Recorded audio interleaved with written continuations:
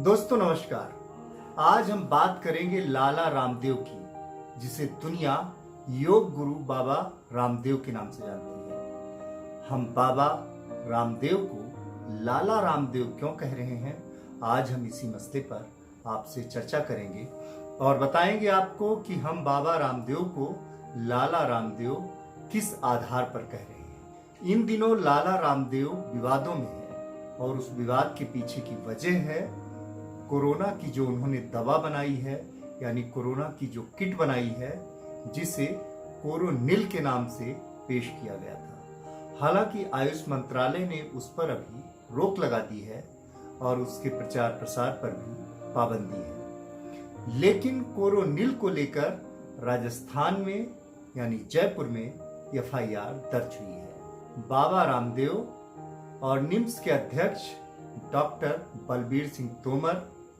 आचार्य बालकृष्ण सहित 4 लोगों के खिलाफ एफआईआर दर्ज करवाई गई है। यह जानकारी तो आप सबको होगी, लेकिन हम आज बात करेंगे इससे आगे की। इसलिए मेरा आप सबसे निवेदन है कि मेरा वीडियो पूरा जरूर देखें, ताकि आप ये समझ सकें कि हम बाबा रामदेव को लाला रामदेव क्यों कह रहे हैं और योग गुरु बाबा रामदेव यानी लाला रामदेव की जीभ किस तरह से व्यापार करने के लिए लपलपाती रहती है। योग गुरु बाबा रामदेव यानी लाला रामदेव की जीभ किस तरह से लपलपाती रहती है और वह बाबा का चोला ओढ़कर किस तरह से देश में व्यापार कर रहे हैं और लोगों को राष्ट्रभक्ति की चाशनी की घुट्टी पिलाकर अपनी सामग्री या अपना उत्पाद बेचने पर आमादा है। लाला रामदेव जब से बीजेपी की सरकार 2014 से सत्ता में आई है, किस तरह से उनकी जीभ लपलपा रही है और वे अपने व्यापार को बढ़ाने के लिए किस तरह से जुगत भिड़ाते रहते हैं, उसके आज हम कुछ आपके सामने उदाहरण पेश करेंगे।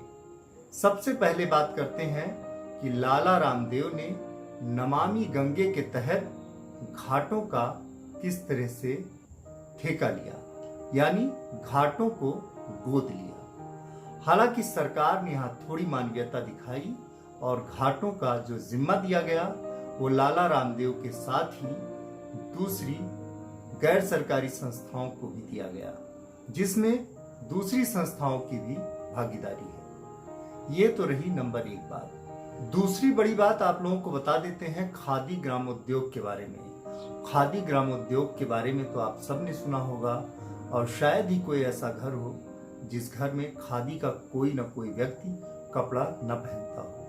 यानी खादी किसी पहचान की मोहताज नहीं है। सदियों से, दशकों से खादी की अपनी एक अलग पहचान है और खादी पहनने वाला एक वर्ग भी है जो खादी पहनता भी है। लेकिन केंद्र में जब बीजेपी की सरकार आई तो लाला रामदेव खादी ग्रामोद्योग का भी पूरा जिम्मा लेने के लिए लालायित दिखे और उनकी जीभ लपलपाने लगी। उन्होंने यानी पतंजलि के अधिकारियों ने खादी ग्रामोद्योग को लेने के लिए कई बार अधिकारियों से संपर्क साधा और उस समय तत्कालीन मंत्री कलराज मिश्रा ने यह तर्क दिया था कि खादी किसी पहचान की मोहताज नहीं है, खादी को किसी के हवाले करना ठीक नहीं है। और 2017 में जब उत्तर प्रदेश में योगी आदित्यनाथ की सरकार आई, तब फिर बाबा रामदेव यानी लाला रामदेव की एक बार जीभ फिर लपलपाई। तब इन्होंने उत्तर प्रदेश के मिड डे मील का ठेका लेने के लिए कोशिश की और 10 करोड़ बच्चों को मिड डे मील देने का वादा भी किया। योगी सरकार से इन्होंने बहुत सी अप्रोच की, लेकिन योगी सरकार ने इनके इस प्रस्ताव को खारिज कर दिया। बाबा रामदेव ने मिड डे मील में मिलने वाली सभी चीजें देने का वादा किया था, उसके साथ ही फल, सब्जी और दूध वगैरह जो कुछ भी हो सकता है वो सब देने का योगी को प्रलोभन दिया था। लेकिन उत्तर प्रदेश के मुख्यमंत्री योगी आदित्यनाथ ने रामदेव यानी लाला रामदेव के प्रलोभन में नहीं आए और उन्होंने इसका ठेका इनको नहीं दिया। केंद्र में जब से बीजेपी की सरकार आई है, लाला रामदेव की जीभ किस तरह से व्यापार करने के लिए लपलपा रही है, उसकी एक वानगी आपको और बताता हूँ। वैदिक सामग्री की ब्रॉडकास्टिंग के लिए लाला रामदेव ने साउथ इंडिया के लिए 3 चैनलों का लाइसेंस भी मांगा था, जिसे भी केंद्र सरकार ने खारिज कर दिया। इतना ही नहीं, 2000 का फूड पार्क का प्रोजेक्ट बाबा रामदेव का जो नोएडा में भी है, उसके लिए भी काफी मशक्कत करनी पड़ी। हालांकि सरकार ने उसे बाद में मंजूरी दे दी। अब ऐसे में आप समझ सकते हैं कि बाबा रामदेव, जो अपने आप को योग गुरु कहते हैं और भगवा पहनते हैं, राष्ट्रवाद की बड़ी बड़ी बातें करते हैं, वह राष्ट्रवाद की आड़ में किस तरह से व्यापार करके देश के लोगों को लूटने की पूरी कोशिश में लगे हुए हैं।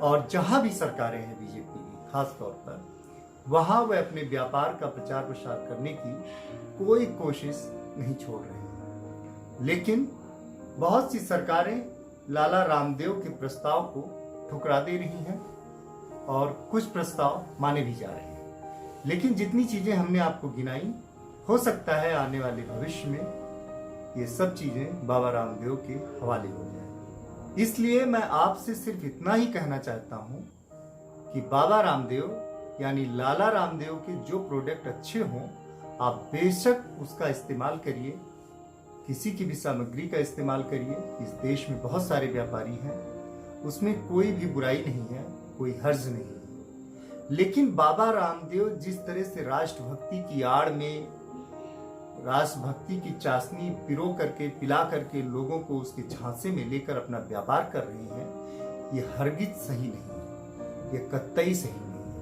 कि आप देश के लोगों को गुमराह करें राष्ट्रवाद के नाम पर और अपना कारोबार चमकाएं और लोगों को बेवकूफ बनाएं। दोस्तों, अगर आपको हमारा ये वीडियो पसंद आया हो तो इसे लाइक, शेयर, सब्सक्राइब जरूर करें और कमेंट बॉक्स में कमेंट करके हमें इस वीडियो के बारे में जरूर बताएं, जिससे कि हमें यह समझने में आसानी हो कि हमें और क्या करना चाहिए, किस कदर सुधार करना चाहिए या किस दिशा में आगे बढ़ना चाहिए। नमस्कार।